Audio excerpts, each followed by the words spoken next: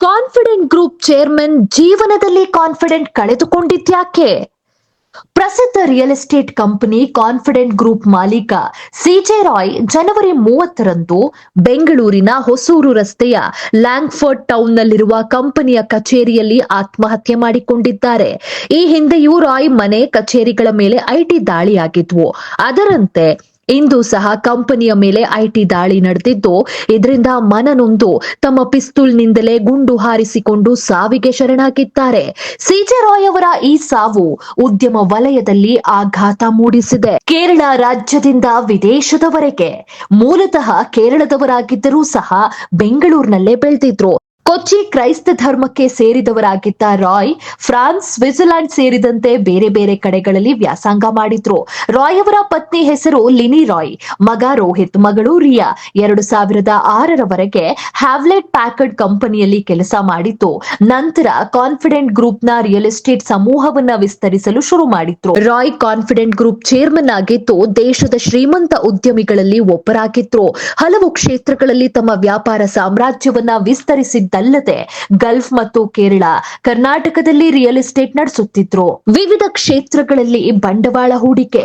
Confident group real estate, layout, hotel, resort, ಶಿಕ್ಷಣ ಸಂಸ್ಥೆ ಸೇರಿದಂತೆ ವಿವಿಧ ಕ್ಷೇತ್ರಗಳಲ್ಲಿ ಸಿಜೆ ರಾಯ್ ಬಂಡವಾಳ ಹೂಡಿಕೆ ಮಾಡಿ ಯಶಸ್ವಿಯಾಗಿ ಉದ್ಯಮವನ್ನ ನಡೆಸುತ್ತಾ ಸಿಜೆ ರಾಯ್ ಸಾವಿರಾರು ಕೋಟಿ ಒಡೆಯರಾಗಿದ್ರು. ಜೊತೆಗೆ ಬಡವರಿಗೆ ದಾನ ಧರ್ಮ ಸಹ ಮಾಡ್ತಾ ಇದ್ರು. ಇದಕ್ಕೆ ಪೂರಕವೆಂಬಂತೆ ಇತ್ತೀಚೆಗೆ 201 ವಿದ್ಯಾರ್ಥಿಗಳಿಗೆ ಎಜುಕೇಶನ್ ಸ್ಕಾಲರ್ಶಿಪ್ ನೀಡಿದ್ರು. 10 ದೊಡ್ಡ ದೊಡ್ಡ ಐಷಾರಾಮಿ ಕಾರುಗಳು. ರಾಯ್ ಅವರು ಕಾರುಗಳ ಬಗ್ಗೆ ಅಪಾರ ಆಸಕ್ತಿ ಹೊಂದಿದ್ರು. ದುಬೈ ಮತ್ತು ಭಾರತದಲ್ಲಿ ದುಬಾರಿ ಐಷಾರಾಮಿ ಮತ್ತು ಸ್ಪೋರ್ಟ್ಸ್ ಕಾರುಗಳ ಕಲೆಕ್ಷನ್ ಇವರ ಬಳಿ ಇವೆ. ಬರೋಬ್ಬರಿ 12 ರೋಲ್ಸ್ ರಾಯ್ ಕಾರುಗಳನ್ನ ಹೊಂದಿದ್ದಾರೆ. ಇನ್ನು 10 ಕೋಟಿ ರೂಪಾಯಿ ಬೆಲೆ ಬಾಳುವ ಫ್ಯಾಂಟೋನ್ 8 ಕಾರನ್ನು ಸಹ ಖರೀದಿಸಿದ್ರು. ಅಲ್ಲದೆ ಕನ್ನಡ ಬಿಗ್ ಬಾಸ್ ವಿನ್ನರ್ ಗಳಿಗೆ 50 ಲಕ್ಷ ರೂಪಾಯಿ ಹಣವನ್ನ ಸಿಜೆ ರಾಯ್ ಪ್ರಾಯೋಗತ್ವ ಮಾಡ್ತಾ ಇದ್ರು. ಇಂತಹ ಲಕ್ಷುರಿ ಐಷಾರಾಮಿ ಜೀವನ ನಡೆಸುತ್ತಿದ್ದ ಉದ್ಯಮಿ ಸಿಜೆ ರಾಯ್ ಪದೇ ಪದೇ ಐಟಿ ದಾಳಿಯಿಂದ ನಲುಗಿ ಹೋಗಿದ್ರು.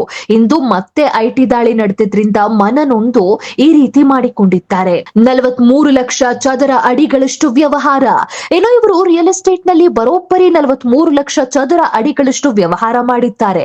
ಅಲ್ಲದೆ 150ಕ್ಕೂ ಹೆಚ್ಚು ದೊಡ್ಡ ದೊಡ್ಡ ಪ್ರಾಜೆಕ್ಟ್ ಗಳನ್ನ ಸಹ ಮಾಡಿದ್ದಾರೆ. ಆದ್ರೆ ಇನ್ನೊಂದು ಗಮನಿಸಬೇಕಾದ ಅಂಶ ಏನಂದ್ರೆ, ಇಲ್ಲಿವರೆಗೂ ಇವರ ನೆಟ್ವರ್ಕ್ ಎಷ್ಟಿದೆ, ಎಲ್ಲಿವರೆಗೂ ಇದೆ ಎನ್ನುವುದನ್ನ ಎಲ್ಲೂ ತೋರಿಸಿಕೊಂಡಿಲ್ಲ.